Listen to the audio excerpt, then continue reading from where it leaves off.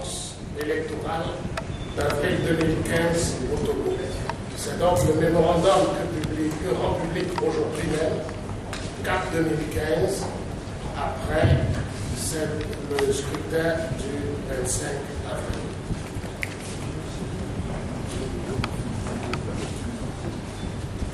Comme vous l'a dit tout à l'heure le directeur de campagne, l'élection présidentielle du 25 avril 2015 est sortie de son cadre électoral dès lors que seuls les procès-verbaux de 14 séries sur un total de 42 séries ont été examinés en assemblée plénière de la CENI, sans être d'ailleurs dûment validés, avant que le président de cette institution n'aille tout seul présenter, proclamer des résultats provisoires. La publication de tels résultats viole la loi électorale. Elle viole également la directive interne même de la CENI, celle que la CENI a prise pour régler le recensement général des votes. Elle viole également l'accord du 24 avril 2015, au terme duquel un comité d'accompagnement présidé par le chef de la mission d'experts de l'OIF, le général Siaka Sangaré, a été mis sur pied avec pour mandat, je cite, de suivre de façon pointue et soutenue toutes les opérations de remontée, de traitement et de publication des résultats, en précisant que seuls les procès-verbaux des bureaux de vote, et bien les procès-verbaux des bureaux de vote, dûment vérifiés par la CENI, en présence du comité d'accompagnement, font foi pour le traitement et la publication des résultats. Cet accord, vous vous rappelez, a été signé la veille même du scrutin. En outre, la mise à l'écart des représentants de CAP 2015 à la CENI, ces représentants qui ne sont plus convoqués aux assemblées plénières invalident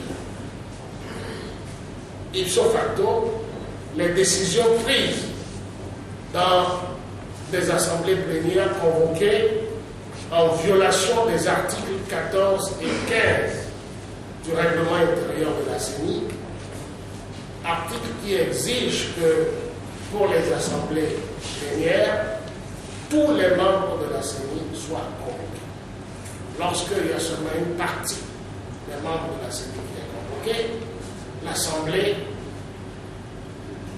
ne peut pas, même si elle a le quorum, ne peut pas valablement délibérer parce que convoquée par les formes contraires à la loi.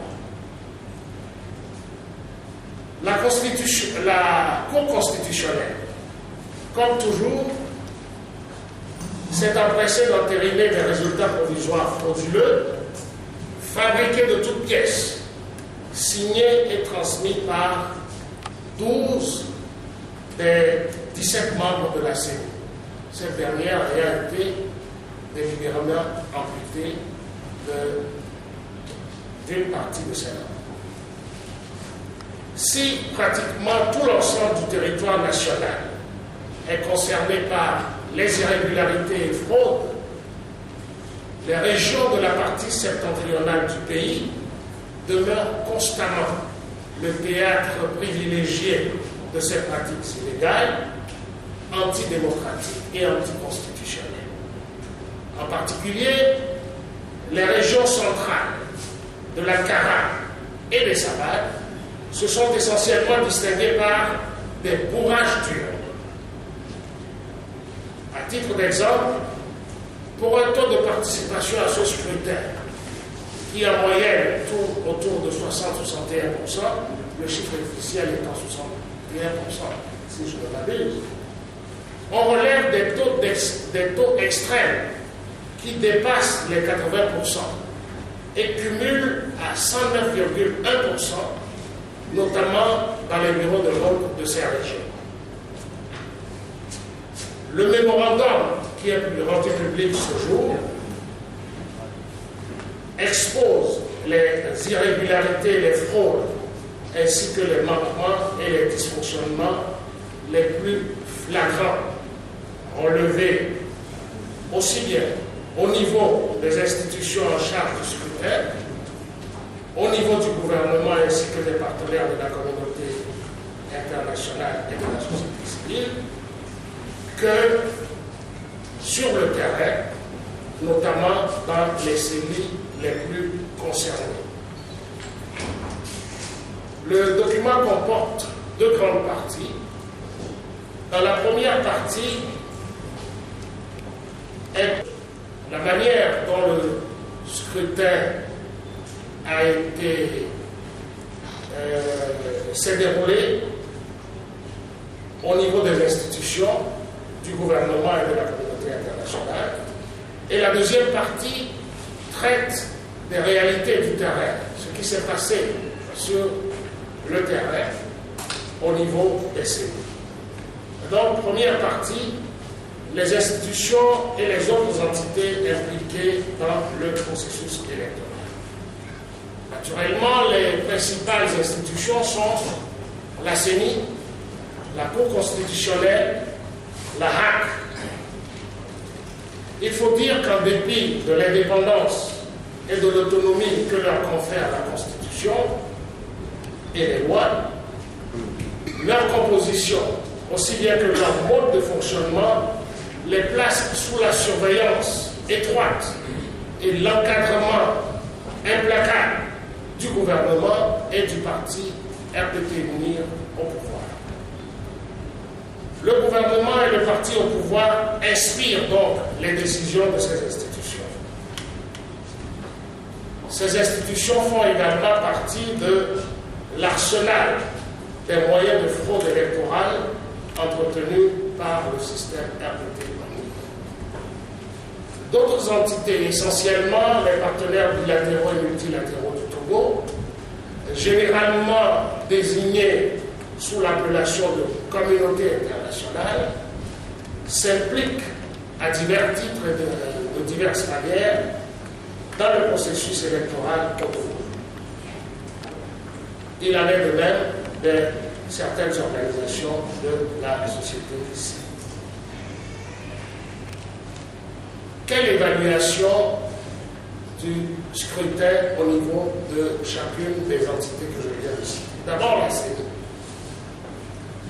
Il faut rappeler que la CENI est l'organe principal de l'organisation et de la supervision des scrutins au Togo. Elle est chargée, vous le savez, de la confection ou de la mise à jour du fichier électoral, du recensement général des votes, c'est-à-dire des résultats, et de la proclamation des résultats provisoires. Naturellement, il s'agit des résultats tels que sortis des urnes.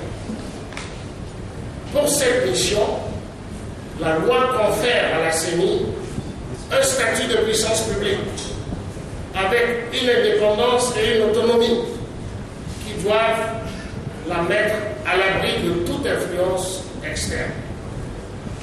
Mais manifestement, il faut constater que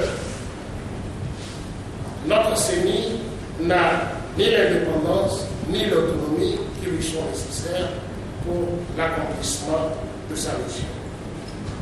Elle est dominée par une surreprésentation du parti RPT Unir et de ses alliés. Et donc, elle est instrumentalisée par le pouvoir et elle se voit obligée, peut-être que c'est les excuser que de parler d'obligée, mais en fait, la CENI organise sa propre incapacité à respecter la loi électorale les règlements, les procédures et autres accords politiques. Elle organise ses nombreux manquements et dysfonctionnements.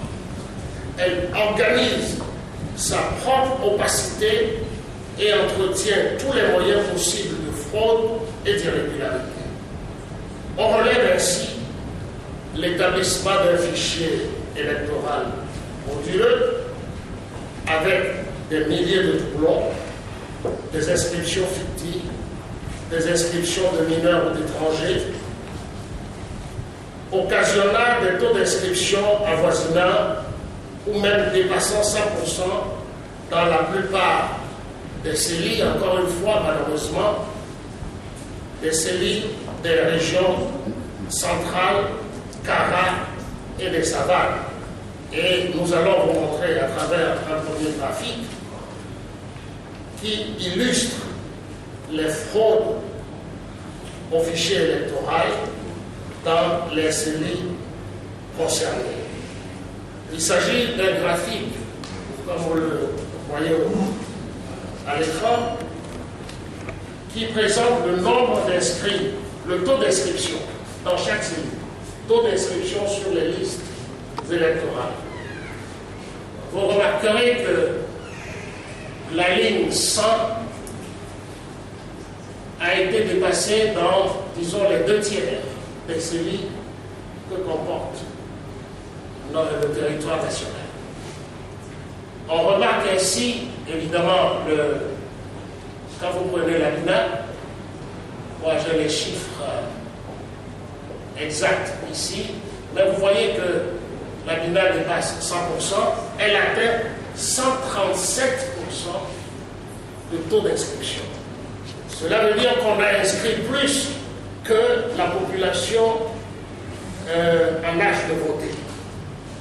D'où viennent les autres? Ce sont des électeurs fictifs, ce sont des étrangers, ce sont des personnes décédées, et ainsi de suite. 137% de taux d'inscription. À Saint-Cassé, dans la série de Saint-Cassé, on a 126%.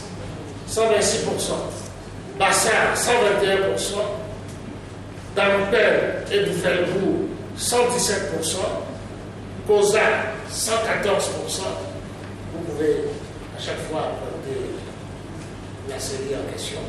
Alors on est à Cosa. Cosa, c'est 114%.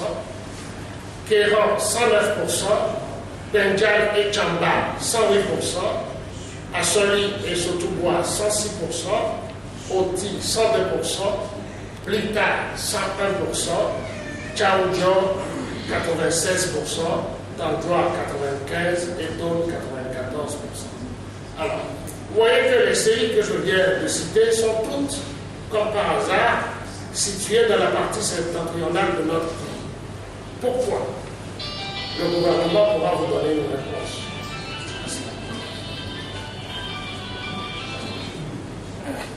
À défaut d'un audit en bonne et due forme, la mission d'experts de l'OIF qui a été dépêchée au Togo en mars 2015 pour essayer de voir un peu ce qui se passe au niveau du fichier électoral a dû se contenter, alors ils ont trouvé une expression très diplomatique pour le dire, pour consolider le fichier électoral, mais en soulignant néanmoins les graves faiblesses et en faisant des recommandations censées limiter les effets de ces faiblesses sur le scrutin de 2015.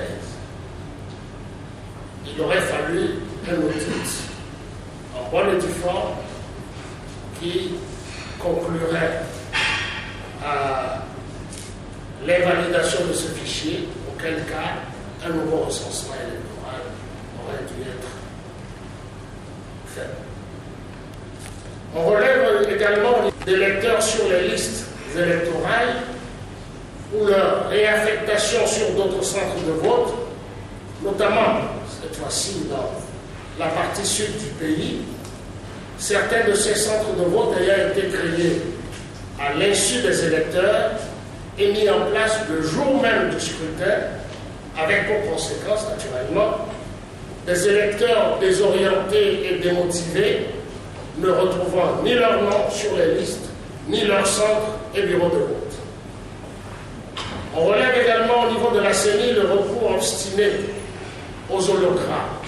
Pourquoi aller chercher des hologrammes, source de fraude et aussi source de consommation de ressources publiques, alors que l'authentification des bulletins dans les bureaux de vote à travers 2 signatures conjointes de 2 membres de la désignée dans le bureau de vote était plus fiable et moins coûteux. On relève également au niveau de la CENI le choix d'un format non consensuel et contesté du bulletin de vote. Ceci a été imposé par le président de la CENI et ses collègues représentant le pouvoir, un format qui ne respecte pas la présentation verticale habituelle que la CENI avait toujours adoptée. En outre, sur le bulletin de vote, il y a eu une manipulation de patronyme. Alors que les autres candidats étaient désignés par leur nom suivi du prénom, on a observé que le candidat du Parti UNIR était désigné par le prénom, ensuite le nom. Visiblement pour éviter de mettre en exergue le nom Yassine Bey, qui rappelle de tristes souvenirs pour ce pays et qui n'était pas sur le plan marketing électoral qui était désavantageux. On a préféré se focaliser sur le prénom fort, lequel a été d'ailleurs utilisé sur toutes les affiches de campagne. Le parti au pouvoir était libre de faire cela. Mais alors, il faut que le processus qui conduise à cela soit républicain et non pas que cela fasse l'objet d'une discrimination envers les autres candidats au scrutin. On relève également le maintien des votes spéciaux, vote par anticipation, vote par dérogation et par procuration, qui ont toujours été mal gérés, qui ont toujours été gérés dans une opacité telle qu'il s'agit de votes qui ouvrent la voie à toutes les fraudes possibles. Et c'est précisément pourquoi ils sont maintenus par la CENI, malgré les nombreuses recommandations des missions d'observation des élections, des missions internationales successives, qui en ont recommandé la suppression. On relève également les violations, nous l'avons dit déjà, flagrantes de la Constitution, du Code électoral, du règlement intérieur de la CENI, de la directive interne de la CENI sur les procédures des résultats et de l'accord du 24 avril 2015. Ces violations se sont illustrées par le refus de la CENI de réconcilier les chiffres aberrants portés par les procès-verbaux des CELI. Ces chiffres devraient donner lieu à des vérifications par recomptage des bulletins dans les urnes. La CENI s'y est opposée. Et ce qui est contraire à sa propre directive interne, que vous trouverez à l'annexe qui est annexée au mémorandum, que vous trouverez à l'annexe 2, vous en prendrez connaissance en étudiant le mémorandum. La CENI s'est illustrée également par le passage en force du président qui a fait sortir le scrutin de son cadre électoral en proclamant de manière solitaire les résultats, l'inexistence d'un acte légal.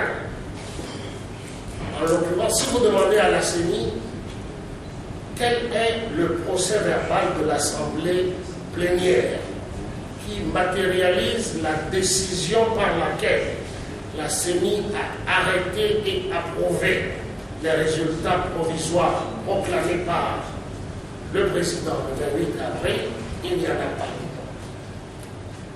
C'est là, c'est un acte légal qui devrait sanctionner cette décision importante. Et donc, mais vous n'en trouverez pas parce que ça n'existe pas.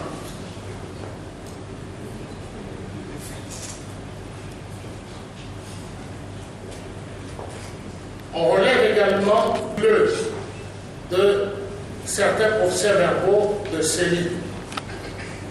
Si nous avons l'annexe 3 qui présente la CENI de Dantec, cela vaut la peine d'être montré. Vous verrez que sur ce procès-verbal, il y a 3 signatures, le procès-verbal de Dantec.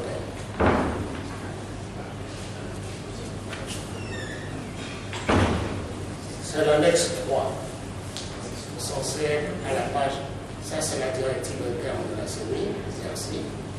Ça doit être à la page 47, la page suivante.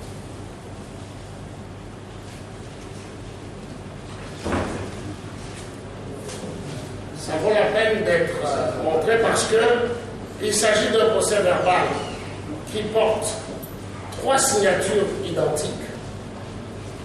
Ça se voit à vue d'œil. On sait que la même personne a signé 3 fois. Pour les autres, certainement ceux qui ont été renvoyés de la CENI. Et nous reverrons encore ce procès verbal parce qu'il y a un cafouillage de chiffres sur ce procès verbal. Nous y reviendrons de toute façon. On le retrouvera au cours de l'exposé.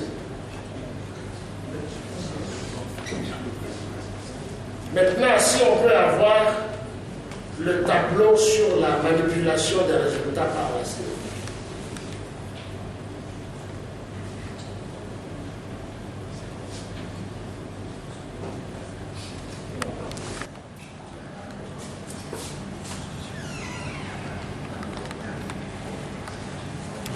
Voilà. Vous voyez les 3 dernières signatures. Voilà. Prenez la dernière signature sur la droite et celle qui suit en remontant. Voilà. Vous voyez? Bon, alors, la 3e, qui est la même, a été encore un peu modifiée. Bon, on verra également sur ce... On reverra ce PV. Parce qu'il y a un cafouillage de chiffres quand on dirigera à étudier ce qui s'est passé au niveau de la CENI de Dantec.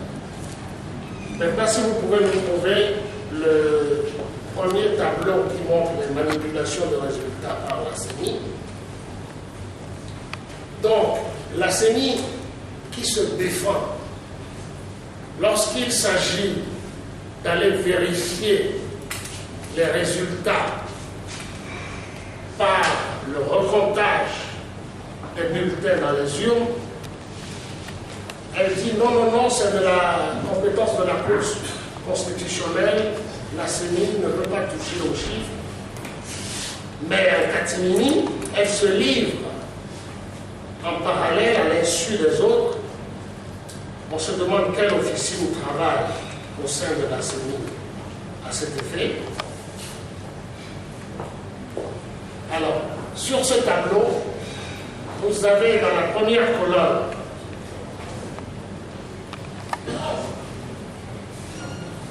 voyons les votants sur la liste des majors. Le tableau des votants, voilà. Votants sur la liste des majors. Ou bien tu veux commenter. Je le fais. Les votants sur la liste des majors. Si vous prenez par exemple la BINA, vous voyez la BINA, la ligne de la BINA. Sur les documents de la CENI, il y a 38 524 votants sur la liste des majors. On ne sait pas pour quelle raison la CENI ajoute 1833 votants à ce chiffre pour atteindre 40 357. Prenez la ligne finale, voilà. Pour atteindre 40 357. Bina.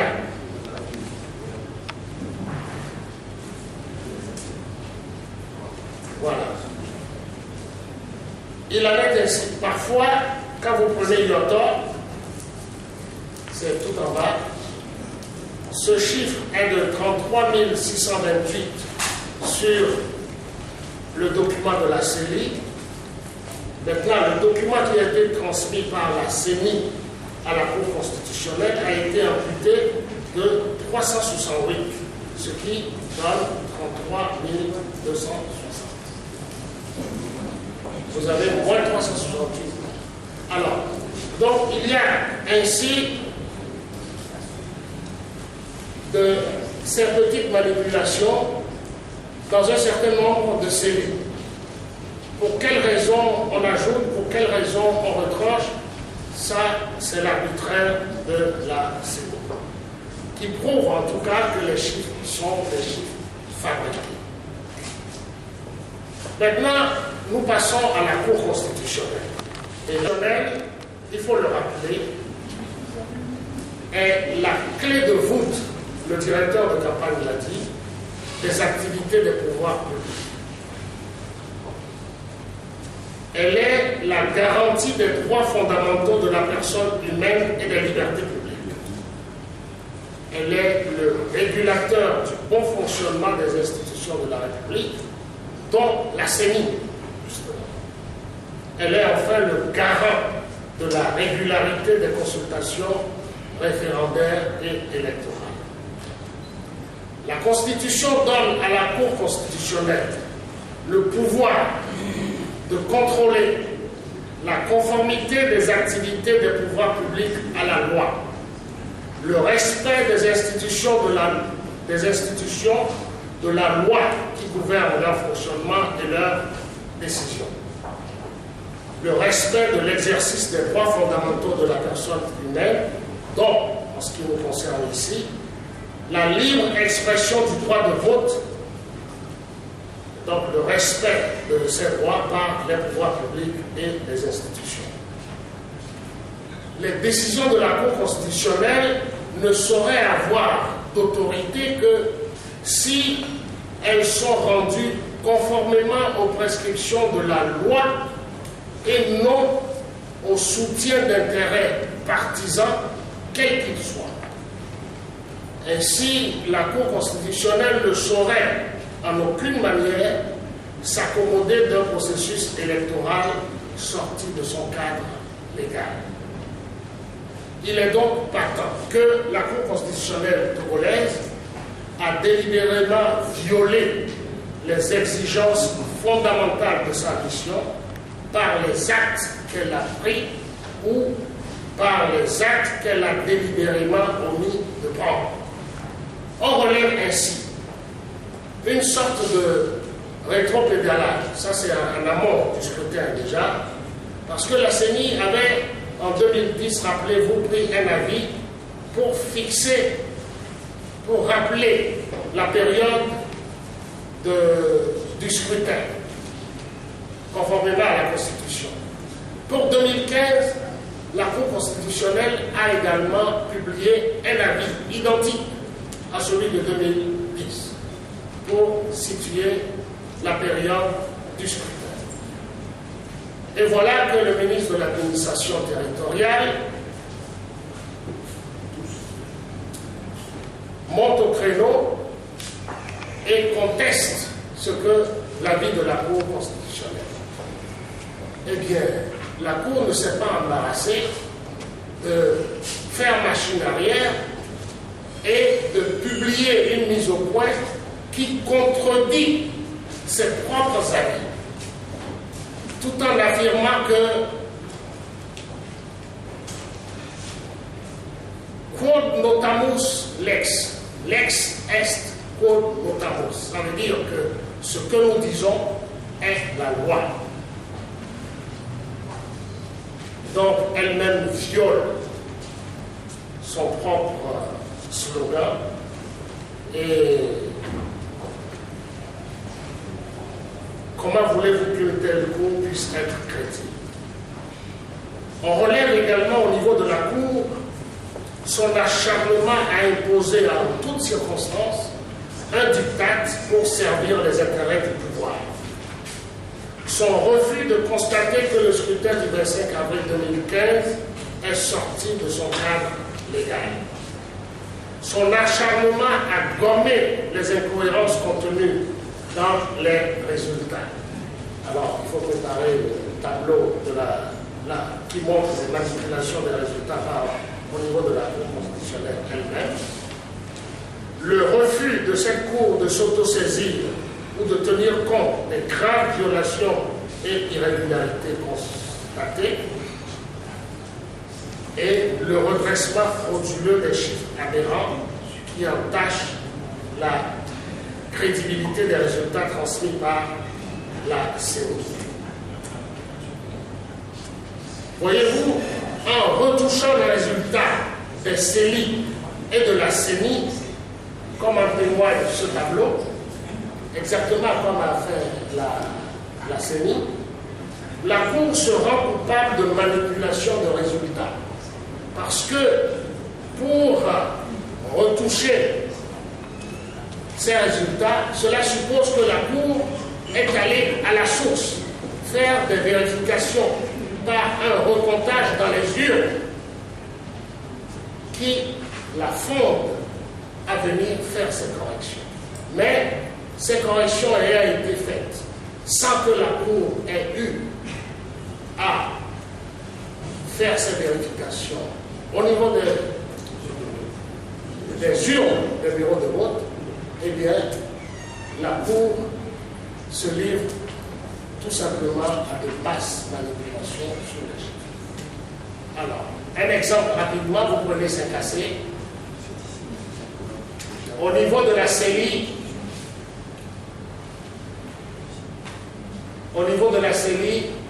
le chiffre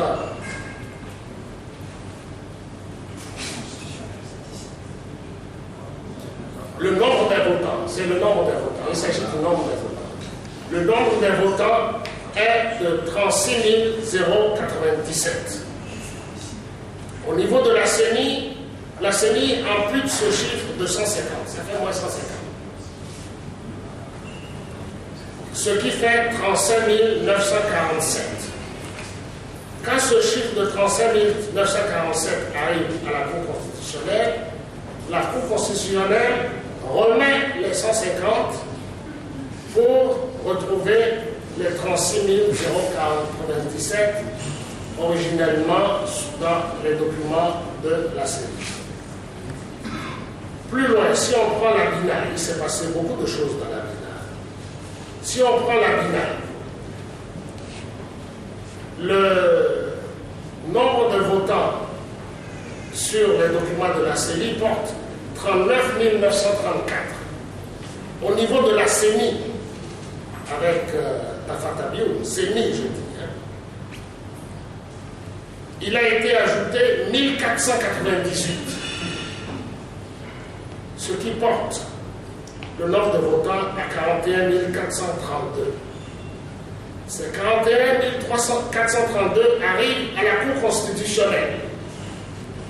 La Cour constitutionnelle ampute ce chiffre de 1078. Donc il y a moins 1078 ici, ce qui fait que le nombre de votants à la BINA retombe à 40 354. Alors, donc, ça passe de 39 000 à 41 000 pour revenir à 40 000. Voilà cette base des chiffres entre la CENI et la CELI n'a aucun sens qu'une manipulation flagrante des résultats. Alors, il en est ainsi, vous pouvez descendre le tableau, sur un certain nombre de CELI que vous découvrirez en long et en large dans le document. Alors, pour aller vite, je tombe sur le visuel et de la communication LAAC. Alors, au niveau de cette institution, bon, il y a toujours l'entretien délibéré d'un déséquilibre en faveur du candidat au pouvoir en ce qui concerne l'accès aux médias publics, c'est connu. Et l'AAC n'a jamais véritablement joué son rôle.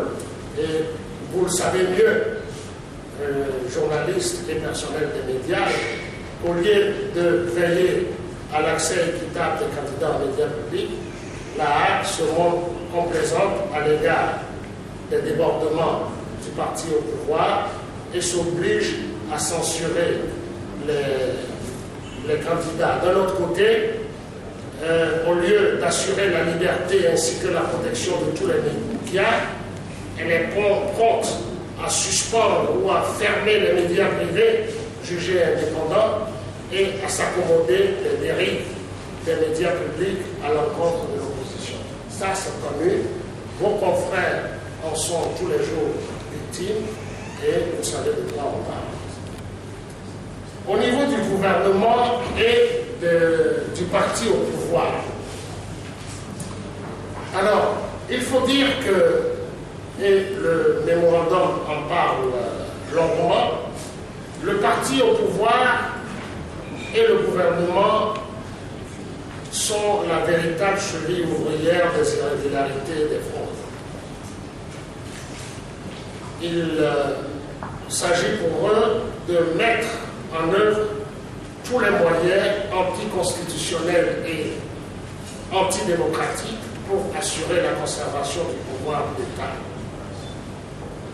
On a vu tous les obligés du régime RPT uni qui ont été systématiquement requis, notamment les membres du gouvernement, les députés à l'Assemblée nationale, l'administration publique, les responsables des sociétés et services publics, les préfets, les anciens ministres, les anciens ou les ambassadeurs, les membres des forces armées de sécurité, chefs traditionnels, les associations de la société civile et le directeur de campagne l'a relevé tout à l'heure, des adjudicateurs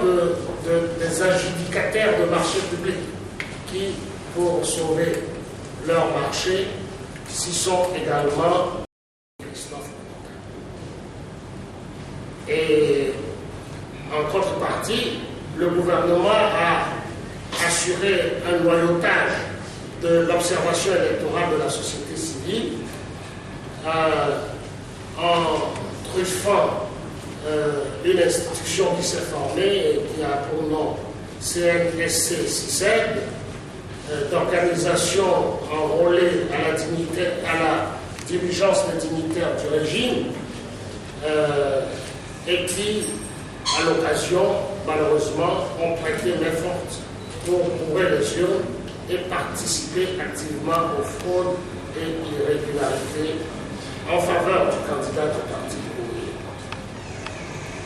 Pour ne citer que cela. La société civile elle-même, qui a pris part à ce scrutin, n'était société civile que de nom, parce qu'il s'agit d'organisations incapables de produire la liste de leurs membres une organisation dénommée CNSC Système, je l'ai dit,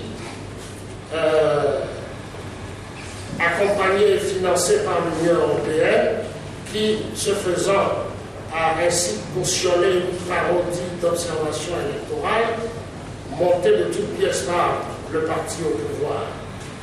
Alors,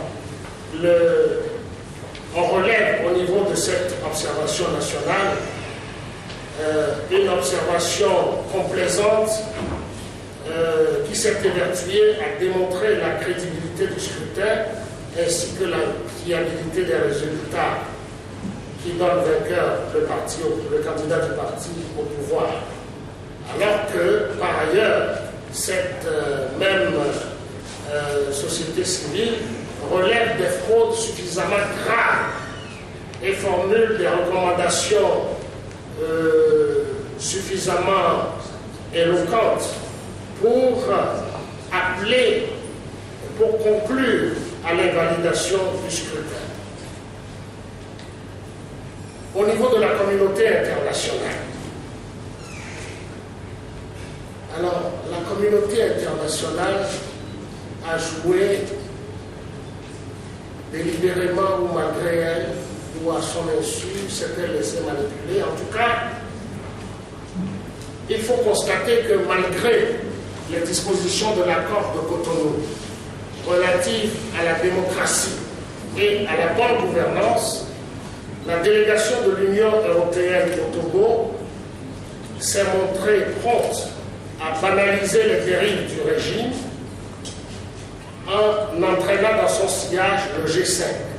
Le G5, c'est la France, l'Allemagne, les États-Unis, le PNUD, en tout cas leur représentation dans notre pays.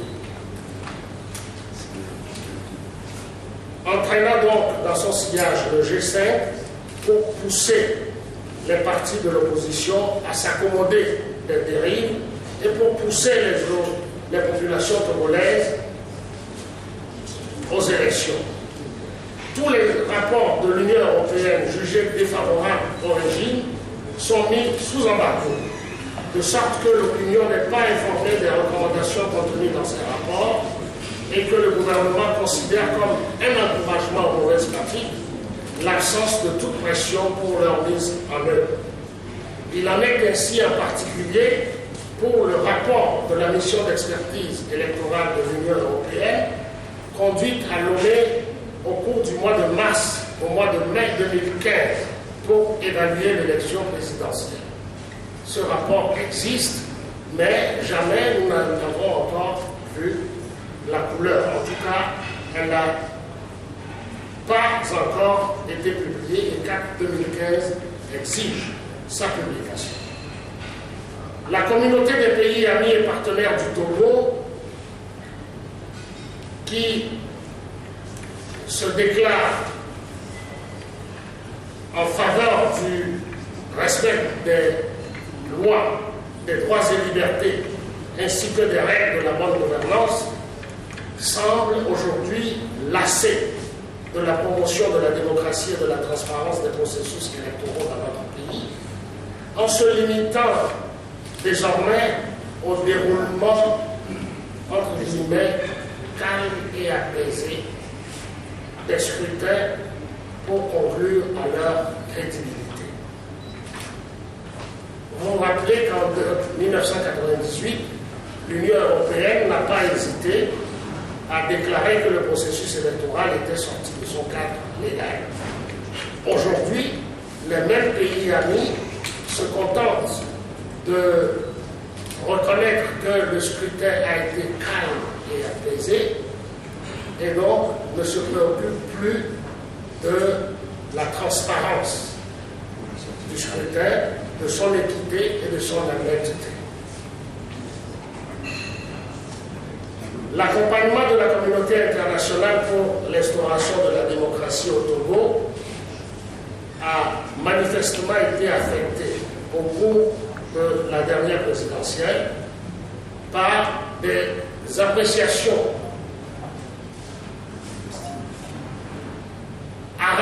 arrangeantes, pour ne pas dire diplomatiques, et trop accommodantes sur la gouvernance du régime en place au Togo, malgré les mauvaises pratiques et les violations de toutes sortes. Le soutien tacite, parfois très ouvert, aux candidats du parti au pouvoir. L'agacement affiché parfois par le G5 face aux revendications de l'opposition relative à la transparence et à l'équité du processus électoral, les pressions visant à amener l'opposition à s'aligner sur les mesures arbitraires et les positions antidémocratiques du régime, les réactions tardives ou l'absence de réaction que le gouvernement interprète comme un encouragement à continuer à fouler aux pieds les engagements qu'il prend. L'attitude contradictoire de la délégation de l'Union européenne au Togo, qui consiste à déclarer inexistante ou bien amorphe la société civile au Togo, puis à confier à une soi-disant société civile une mission d'observation électorale,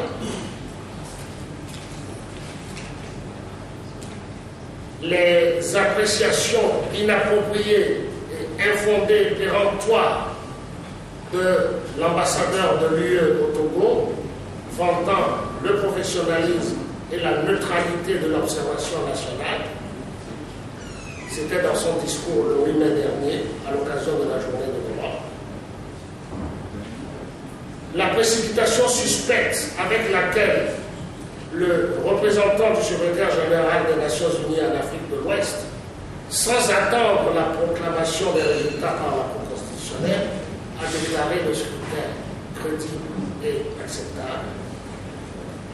Les propos tendancieux, cela avait fait beaucoup de bruit, inappropriés, malvenus de certains diplomates tels l'ambassadeur de la RFA au Togo et le représentant de la chancelière pour l'Afrique de l'Ouest, qui ont affirmé que le Togo était un modèle de démocratie.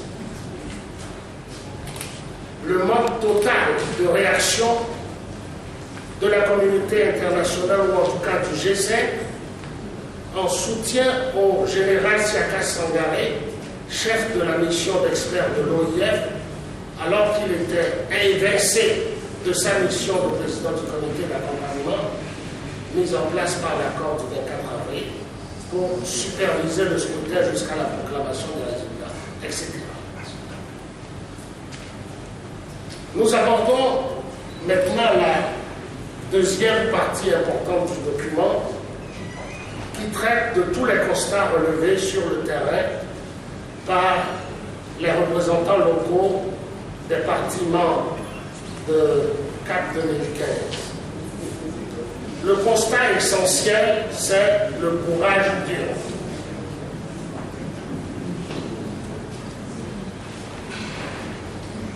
Le mémorandum présente, après une description du déroulement du scrutin dans chaque cellule, le mémorandum présente un tableau qui illustre ce courage dur. Ce tableau montre un échantillonnage des bureaux de vote dans lesquels on relève des taux de participation excessifs. Il s'agit ici de taux de participation calculés sur la base de la simple sommation des suffrages obtenus par les candidats, cette sommation étant rapportée au nombre d'inscrits.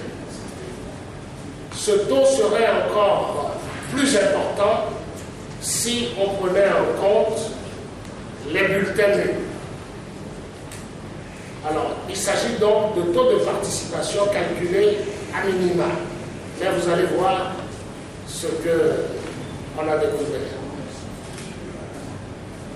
Ces bourrages d'urnes sont exécutés au moyen de le tableau de 5 à 7. Ces bourrages d'urnes sont exécutés au moyen de bulletins prévotés, de reliquats de bulletins, c'est-à-dire que dans le bureau de vote, la CENI met à disposition une quantité de bulletins de vote égale au nombre d'inscrits dans ce bureau de vote, majoré de 10%. Est terminé ou bien presque à son terme, il reste un reliquat de bulletins non utilisés que les bureaux de vote devraient renvoyer à la CENI via les CENI. Ce qui s'est passé principalement dans notre région septentrionale, c'est que ces bulletins, ces reliquats de bulletins ont été utilisés pour bourrer les urnes. On a même saisi certains bulletins. Quand vous les voyez, parce qu'ils sont prévotés, parmi les bulletins prévotés, il y a des empreintes digitales, n'est-ce pas? Le vote se fait par apposition d'empreintes digitales. Sans recourir à une loupe ni à quelques machines que ce soit à vue d'œil, vous voyez que c'est la même empreinte digitale qui se trouve sur une série de bulletins. Alors, il en a été ainsi dans beaucoup de bureaux de vote, et cela a servi à bourrer les urnes. Parfois, ce sont même des spécimens de bulletins de vote qui ont servi à bourrer les urnes. Les spécimens de bulletins de vote sont les exemplaires distribués aux partis politiques au moment de la campagne électorale à des fins de formation et de sensibilisation de l'électorat. Eh bien, ces spécimens ont également été votés et se sont retrouvés dans les urnes. On doit relever des distributions de prébans en nature et en espèces, des intimidations, des menaces et voies de fait sur les représentants et les membres des bureaux de vote et les délégués de CAP 2015. Tout cela se retrouve au niveau de chacune des séries que nous allons passer à relever très rapidement. Si nous prenons Saint-Cassé,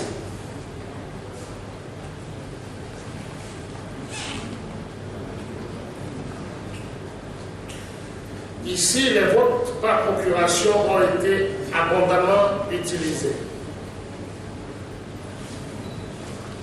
Le jour du scrutin, alors tout cela nous vient des rapports que nous ont transmis les représentants de CAP 2015 sur le terrain. Le chef canton de Saint-Cassé, du nom de Nayango Abdoulaye, a organisé des miliciens pour chasser les représentants de l'opposition dans 15 bureaux de vote du centre de vote. Dans 15 bureaux de vote, sous la menace des miliciens et le regard toujours indifférent et impassible de la faussaire, les représentants de l'opposition, souvent craignant pour leur vie, craignant pour la sécurité de leur famille, quittent les lieux. Ce tableau montre le bourrage d'urnes dans les bureaux de vote de la CENI de Saint-Cassé.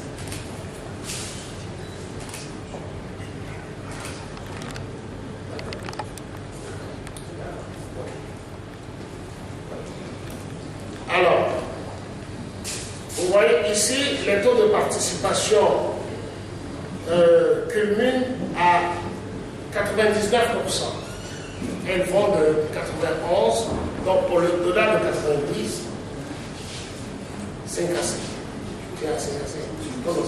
Voilà. Ils vont jusqu'à 90%. Qu'est-ce que je dis? 99%. 99% de taux de participation. En ajoutant l'effet des bulletins nuls, on aurait dépassé les 100%. Donc il y a eu plus de votants que d'inscrits. Je passe sur Tone. À Tone quand même, vous voyez, je passe sur Tone, sur Benjal. Alors Benjal culmine à 105,8% de taux de participation, Tone 101,7% de taux de participation, Tanjoir 95%, je donne le maximum, 95,6% de participation, Oti 101,5% de participation, Kéran. Alors, dans la Kéran, si on peut trouver le procès verbal de la série,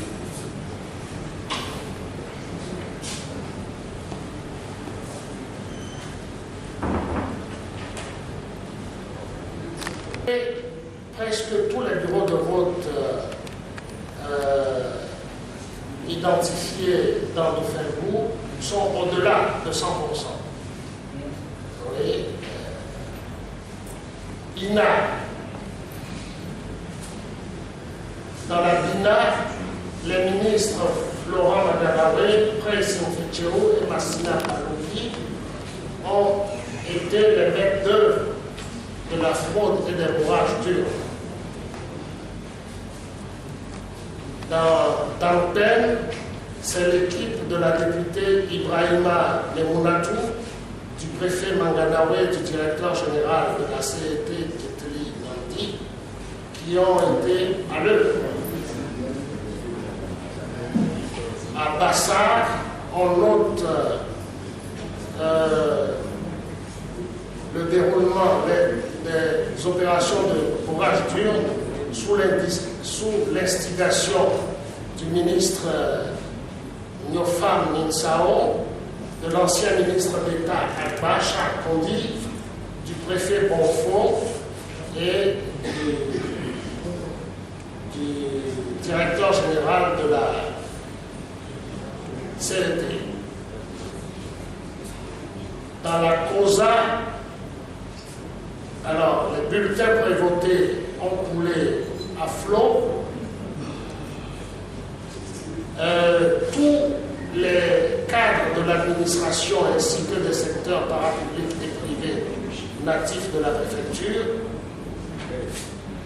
sont rentrés pour prendre activement part aux opérations de fraude. Pardon? Oui, le tableau.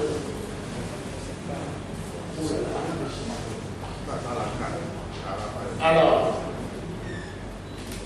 le taux de participation dépasse 100% dans la plupart des bureaux de vote et culmine à 103,8%.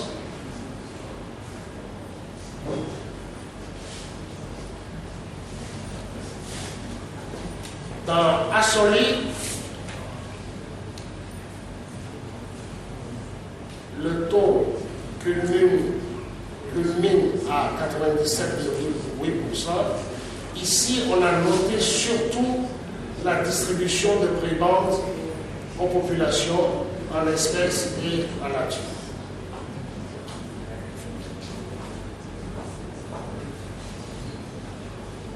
Je passe sur Tchamba, où on observe les mêmes choses. Le taux de participation culmine à 103,7%. À Sotoubois, il faut dire que la série de Sotoubois inclut la sous-préfecture de la Plaine de Meaux. À Sotoubois, le taux de participation culmine à 102,4%. Pardon, à 109%.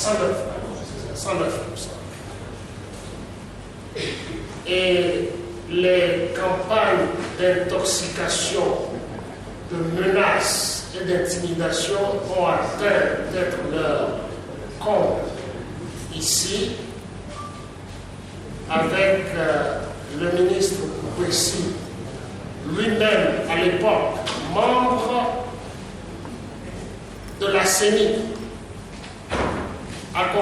assisté de Christophe Tchao, président du groupe parlementaire uni,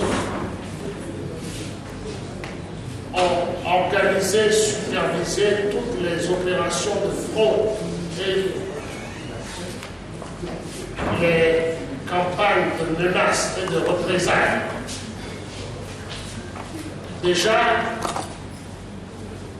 le 14 avril 2015, en amont du scrutin, après le meeting du candidat de CAP 2015, le ministre Koupessi et ses acolytes ont fait bourgeonner dans toute la ville un message d'intimidation portant à la connaissance des populations. 1. Que tous ceux qui ont participé au meeting de Jean-Pierre Fabre sont identifiés. 2. Qu'après l'élection et la victoire de Faure-Gnassingbé, ils seront punis à la mesure de la faute qu'ils ont commise. Et 3. Que le président Faure-Gnassingbé lui-même a donné des consignes dans ce sens et fournira les moyens matériels et financiers nécessaires à l'exécution des représailles. Alors, plus loin, on passe sur,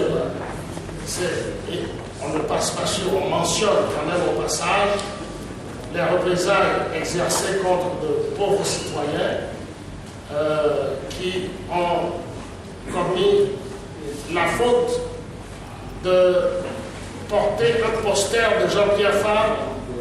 Un cultivateur qui avait un poster s'est vu molester. Une dame qui est la représentante de l'ANC sur le terrain s'est vue remonter les bretelles. On a même demandé à son père, ici à Lomé, d'interpeller sa fille, ce que son père a fait, mais bien évidemment, la dame, mobilisée et convaincue de ce qu'elle fait, n'a pas cédé au chantage. Je terminerai par cette anecdote dans cette série. Le membre du bureau de vote de EPP de l'école publique Aouda Molo, un militant de l'ANC, Amadou Wakilo, a été convoqué, ça c'est à la suite du scrutin, chez le chef de son village. C'était le 11 mai dernier. Il lui est reproché d'avoir apporté, entre guillemets, l'opposition qui a souillé le village en obtenant 42 voix. Il lui est alors demandé de purifier le village en renonçant lui-même à son parti et en demandant aux autres militants qui ont, les 42 qui ont voté, que lui seul connaît, de faire autant. Vous pouvez me trouver l'annexe de Tingassé. Tingassé, EPP Tingassé, là-haut. Le sport favori autour du scrutin là-bas, ça a été la manipulation des procès-verbaux des bureaux de vote. Et dans le centre de vote de Nabou, par exemple, les résultats des urnes au dépouillement étaient les suivants. Disons, ces résultats donnaient quand même 95 voix à Jean-Pierre Fabre, à EPP Nabou A, et 55 voix à EPP Nabou B, toujours pour Jean-Pierre Fabre. Mais à la série de Sotoubois, au moment de la transmission des résultats, les présidents de ces bureaux de vote mentionnent sur les procès-verbaux EPP Nabou A, Jean-Pierre Fabre, 0. EPP Nabou B, Jean-Pierre Fabre, 0. Donc, les maigres 95 et 55 voix attribuées aux candidats de 2015 ont été purement et simplement volées. Le représentant du RPT uni dans le bureau de vote numéro 2 du centre de vote EPP Tingassé Lao 2 a tenté de remédier à cette grossièreté, c'est-à-dire 0 voix. Il a trouvé que 0 voix, ça ne fait pas sérieux, en gommant les chiffres traficotés du procès verbal. Alors, sur ce procès verbal, lorsque vous le verrez en clair sur le document, vous voyez la première ligne des résultats, Fabre Jean-Pierre, c'était marqué 0 voix. Il y a un double 0 avec le chiffre en lettres à droite, 0. Vous voyez le chiffre 0. Eh bien, les deux zéros ont été biffés, transformés en 16. Mais le chiffre en lettres est resté. Ça n'a pas été corrigé. Vous voyez? Donc, ce représentant a dit quand même 0, ça ne fait pas sérieux, on va corriger. Rapidement, il a corrigé, mais il a oublié Maintenant, il a également oublié de changer la sommation qui donnait un total de 390. Vous voyez? Donc, il a eu 16, mais il n'a pas ajouté les 16 aux 390. Si bien que le total est resté 390. Vous voyez, c'est à ce genre d'exercice-là qu'on a assisté de nombreux bureaux. Blita, ce sont les mêmes choses ici. Ce sont les seigneurs Tanaki, Doufior, Blissé, Agbeko, Dumenia Indré, Anefou Denis, Niakou Faré Célestin qui étaient à la tâche pour le bourrage systématique des urnes.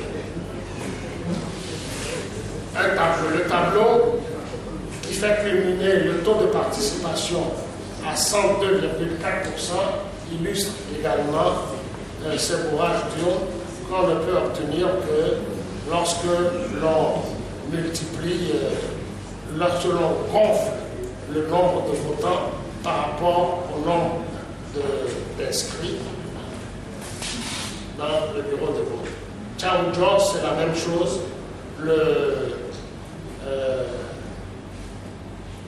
Le taux de participation culmine à 101,9%. Même chose à Wawa. Wawa n'est pas dans la partie septentrionale, mais l'exploit du ministre Fiatuo Kwadjo Sesenu dans cette série méritait d'être cité, donc le mémorandum en parle. Alors, un tableau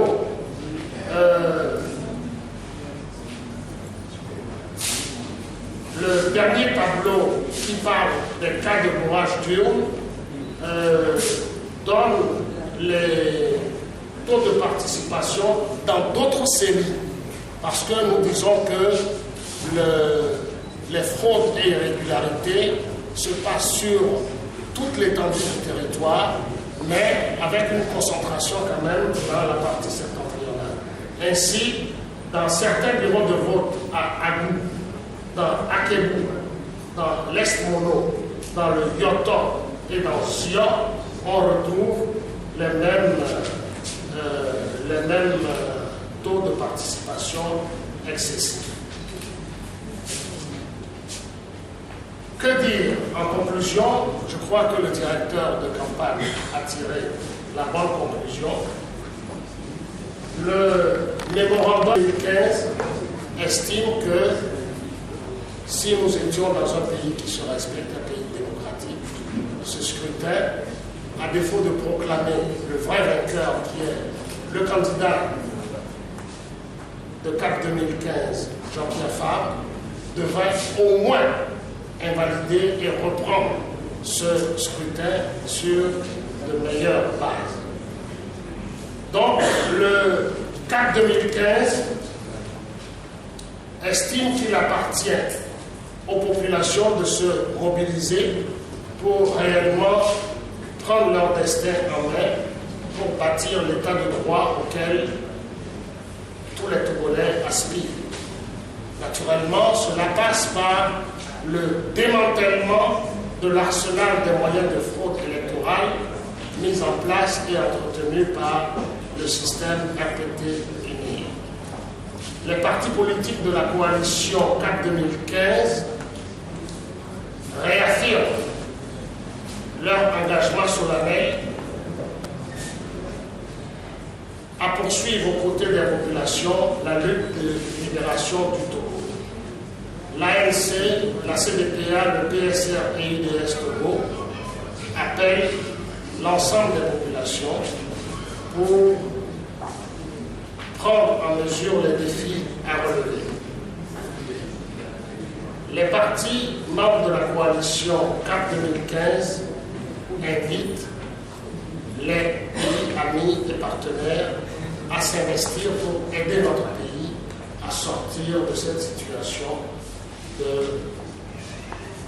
ce cercle vicieux d'élections, contestation, dialogue, représailles, etc. Alors, pour finir, si le président me le permet, je voudrais saisir cette occasion pour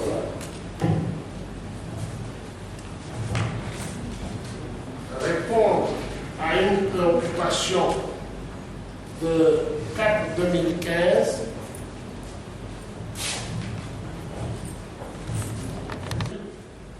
des fonds collectés et de leur utilisation.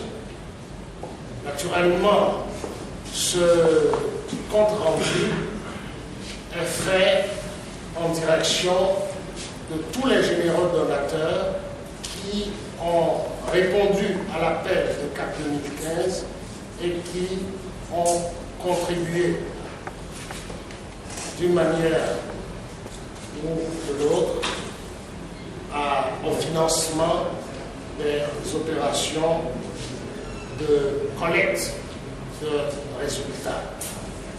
Il n'est pas destiné, et ça il faut le souligner, à ceux qui ont craché sur CAP 2015, n'ont pas contribué pour un seul franc, mais qui sont ceux qui réclament à corps et à cri des comptes. Donc,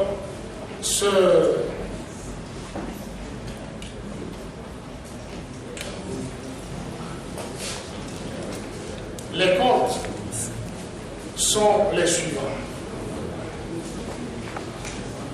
CAP 2015 avait lancé une souscription pour financer la prise en charge des bureaux de vote, évalués à 9 000 bureaux de vote, à raison de 15 000 francs au moins par bureau de vote. Le tout devrait faire 135 millions de francs CFA. Eh bien, le CAP 2015 a collecté en espèces 24 113 757 francs. À travers les dépôts directement sur le compte de campagne de la coalition, CAP 2015 a collecté 7 623 000 francs. Et puis, à travers les transferts par le système FLOUS, CAP 2015 a collecté 303 725 francs, ce qui fait un total de 32 040 482 francs. Naturellement, CAP 2015 était loin du compte tenu de l'appel lancé, mais c'est avec fierté que CAP 2015 a reçu ces contributions et elle les a utilisées proprement aux fins prévues.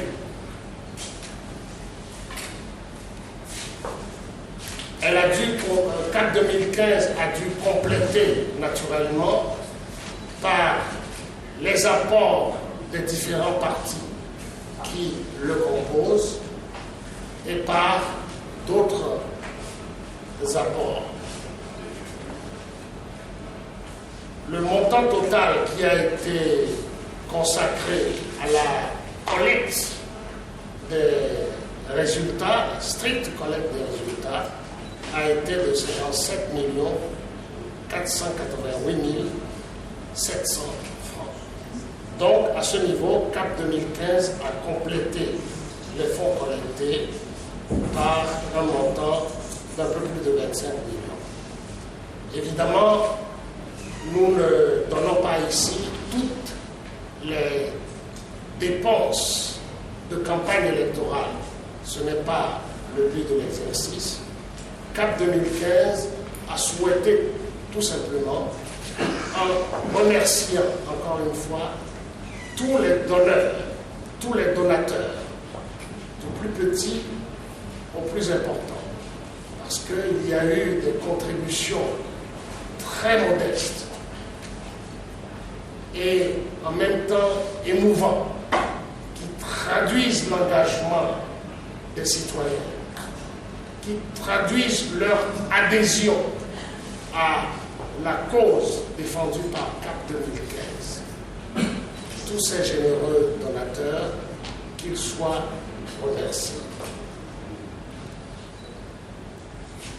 Monsieur le Président, Mesdames, Messieurs, je crois que je suis arrivé à la fin de mon exposé. Je vous remercie.